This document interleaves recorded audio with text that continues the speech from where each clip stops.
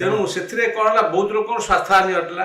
ଯେଉଁମାନେ ସେଠି ଗୋଟେ ଗୋଟେ ଜାଗାରେ 10 ବର୍ଷ 15 ବର୍ଷ ରହି ପ୍ରଚୁର ଅର୍ଥ ରୋଜଗାର କରୁଥିଲେ, ପ୍ରଚୁର ପ୍ରତିପତ୍ତି ସେମାନେ ରହିଥିଲା, ସେମାନଙ୍କର ବ୍ୟାହତ ହେଲା। ବ୍ୟାହତ ହେବା ପରେ କ'ଣ ହେଲା, ସେମାନେ ମୋ ନାଁରେ ପିଟିସନ ସବୁ ପକେଇଲେ। ଟ୍ରାନ୍ସପୋର୍ଟ ପୋଷ୍ଟିଂ କରି ସେ କୋଟି କୋଟି ଟଙ୍କା ସବୁ ଖାଇଯାଇଛନ୍ତି ଏବଂ ମୋ ନାଁରେ ମଧ୍ୟ ଭିଜିଲାନ୍ସ ଇନକ୍ୱାରି କରାଗଲା। ଆପଣ ତା ବି ମଧ୍ୟ ସାମ୍ନା କରିଛନ୍ତି? ତାକୁ ସାମ୍ନା କରିଛି ଏବଂ ଏସପି ଭିଜିଲାନ୍ସ ମୋତେ ଫୋନ କରି କହିଲେ, ଆଜ୍ଞା ଆପଣ ଲୋକମାନେ ଏତେ ଖରାପ ଲୋକ, ଆପଣ ଭଳି ଲୋକଙ୍କ ନାଁରେ ପିଟିସନ ପକାଉଛନ୍ତି, ଆମେ ଦେଖିଲୁ ଆପଣ ତ ଜୀବନରେ କିଛି କରିନାହାନ୍ତି କିନ୍ତୁ ସେମାନେ ଏମିତି ପିଟିସନ ପକାଉଛନ୍ତି, ଆପଣ ତାକୁ ସତର୍କ ରହିବେ ଟିକେ। ମୁଁ କହିଲି ଆଜ୍ଞା ସତର୍କ ରହିବେ ମାନେ କ'ଣ? ମୋତେ ମୋ ଶ୍ୱଶୁର ଘର ଗୋଟେ ପଲଙ୍କ ଦେଇଥିଲେ, ଗୋଟେ ଖଟ ଦେଇଥିଲେ, ତାର ଗୋଟେ ଗୋଡ଼ ଭାଙ୍ଗି ଯାଇଛି, ମୁଁ ଇଟା ଦେଇକି ରଖିଛି।